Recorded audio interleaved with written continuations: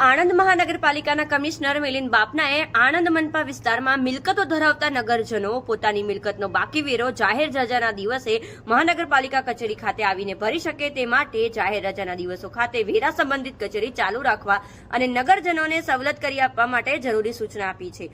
તેમ છતાં હજુ પણ 89,000 જેટલા મિલકત ધારકોમાંથી માત્ર 55,000 જેટલા મિલકત ધારકો ચાલુ વર્ષનો વેરો ભરપાઈ કર્યો છે। તેની સામે ચાલુ વર્ષની બાકી વેરા વસૂલાત 5.70 કરોડની બાકી પડે છે। તેમજ અગાઉના વર્ષોનો 10 કરોડ ઉપરાંતનો વેરો બાકી પડે છે। હાલમાં 31મી માર્ચ વેરા ભરપાઈ કરવાની અંતિમ તારીખ હોવાથી મનપાની કચેરીમાં લાઈનો લાગે છે, પરંતુ સોફ્ટવેરના ધાંધિયાને કારણે મિલકત ધારકોને કલાકો સુધી રાહ જોવાનો વખત આવે છે। આ ઉપરાંત આણંદ મનપામાં જોડાયેલ કરમસદ, વિદ્યાનગર સહિત 4 ગ્રામ પંચાયતો વેરા વસૂલાતની કામગીરી ચાલી રહી છે। તેમ છતાં કેટલાક મિલકત ધારકો વેરો નહીં ભરતા હોવાથી પાલિકાની ટીમો દ્વારા જેનો વેરો 50,000થી વધુ બાકી પડતો હોય તેવા મિલકત ધારકોને ઘરે જઈને સ્થળ પર વસૂલાત પણ કરી રહ્યા છે, જેના કારણે છેલ્લા એક સપ્તાહમાં 70 લાખથી વધુ વેરા વસૂલાત થવા પામી છે।